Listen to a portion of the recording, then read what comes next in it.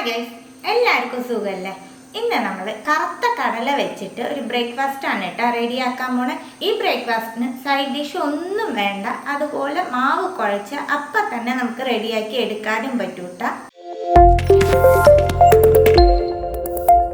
1/4 cup കറുത്ത കടല എടുത്ത് ഓവർനൈറ്റ് കുതിർത്തി വെക്കണം.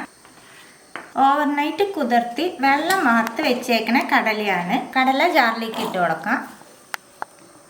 ഒരു മീഡിയം സൈസിലുള്ള സവാള, ഒരു പച്ചമുളക്, 2 വെളുത്തുള്ളി, മീഡിയം സൈസിലുള്ള ഒരു ഉരുളക്കിഴങ്ങ് എടുത്ത് വേവിച്ച് വെച്ചേക്കണതാണ്. ഇത് മുറിച്ച് ജാറിലേക്ക് ഇട്ട് കൊടുക്കാം. വെള്ളം ചേർക്കാണ്ട് നല്ല ഫൈനായിട്ട് അരച്ചെടുത്തിട്ട് വരണം. അരച്ച കടലയുടെ പേസ്റ്റ് ബൗളിലേക്ക് ഇടാം. മിക്സിലേക്ക് 1 ടീസ്പൂൺ മുളക് പൊടി, നമ്മൾ ഓൾറെഡി പച്ചമുളക് ചേർത്തിട്ട് അരച്ചേക്കണേ, അപ്പം അതനുസരിച്ച് നിങ്ങൾ മുളക് പൊടി ചേർത്തോളൂ. 1/4 ടീസ്പൂൺ മഞ്ഞൾപ്പൊടി, 1/4 ടീസ്പൂൺ ഗരം മസാല, മാവ് കുഴയ്ക്കാനായിട്ട് ആവശ്യമുള്ള ഉപ്പ്, 1 ടീസ്പൂൺ വെള്ള എള്ള്, 1 tablespoon oil, 1 tablespoon maida, 1/2 cup ഗോതമ്പ് മാവ് എടുത്തിട്ടുണ്ട്. ഇത് കുറേശ്ശെ ചേർത്തിട്ട് നമുക്ക് പൂരിമാവിന് കുഴയ്ക്കുന്ന രീതിയിൽ കുഴച്ചെടുക്കാം. നല്ല സോഫ്റ്റായിട്ട് കുഴച്ചെടുത്തിട്ടുണ്ട് കേട്ടോ. ഈ മാവ് കുഴയ്ക്കാനായിട്ട് ഒട്ടും വെള്ളം ചേർക്കരുത്. നമ്മൾ അരച്ച് കടലയുടെ മിക്സിൽ തന്നെ നമുക്ക് ഇത് കുഴച്ചെടുക്കാൻ പറ്റും കേട്ടോ. അതുപോലെ നല്ല സോഫ്റ്റായിട്ട് കുഴയ്ക്കും വേണം. ഇത് റെസ്റ്റ് ചെയ്യാനോ ഒന്നും വെക്കണ്ട. ഇനി നമുക്കിത് പരത്തിയെടുക്കാം. പരത്തണ കല്ലിൽ കുറച്ച് എണ്ണ സ്പ്രെഡ് ചെയ്യുന്നുണ്ട് കേട്ടോ. ഇത് ചപ്പാത്തി പ്രസ്സിലും നമുക്ക് പരത്തിയെടുക്കാം. റോളിലും കുറച്ച് എണ്ണ തൊട്ട് പരത്തുക. കുഴച്ച മാവിൽ നിന്ന് കുറച്ച് എടുക്കാം. ഒന്ന് കയ്യിൽ പ്രസ് ചെയ്തിട്ട് പരത്തിയാൽ മതി.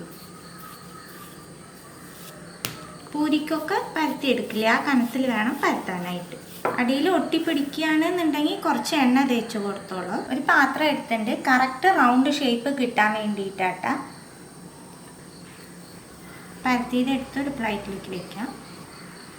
ബാക്കി വരുന്ന മാവ് നമുക്ക് ഇതേപോലെ പരത്തി എടുക്കാം കേട്ടോ. നമ്മളെല്ലാം പരത്തി എടുത്തു. ഞാൻ എടുത്ത അളവിന് കറക്റ്റ് 8 എണ്ണമാണ് ഇട്ടാക്കിയിട്ടേക്കണേ. അപ്പം അതനുസരിച്ച് നിങ്ങൾ അളവുകളിൽ മാറ്റം വരുത്തിക്കോളൂ. ഇനി നമുക്കിത് ഫ്രൈ ചെയ്തെടുക്കാം. നല്ല ചൂടായിരിക്കുന്ന എണ്ണയിലേക്ക് നമുക്ക് ഇട്ട് കൊടുക്കാം.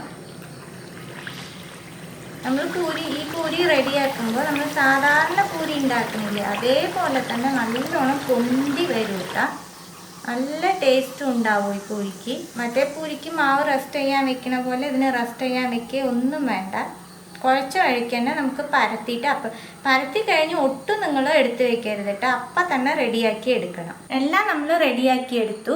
അടിപൊളി ടേസ്റ്റ് ഉണ്ടാവും കേട്ടോ. നമ്മൾ മാവ് കുറച്ചും കടല കൂടുതൽ ഇട്ട കാരണം ആ കടലയുടെ ടേസ്റ്റ് ഒക്കെ ആയിട്ട് അടിപൊളിയായിരിക്കും. സൈഡ് ഡിഷ് ഒന്നും ഇല്ലാണ്ട് തന്നെ നമുക്കിത് കഴിക്കാൻ പറ്റും. അപ്പം എല്ലാവരും തീർച്ചയായിട്ടും ട്രൈ ചെയ്ത് നോക്കണം. ട്രൈ ചെയ്ത് നിങ്ങളുടെ ഫീഡ്ബാക്കൊക്കെ അറിയിക്കുക. പുതിയ റെസിപ്പി ആയിട്ട് അടുത്ത വീഡിയോയിലാണ്. See you, by.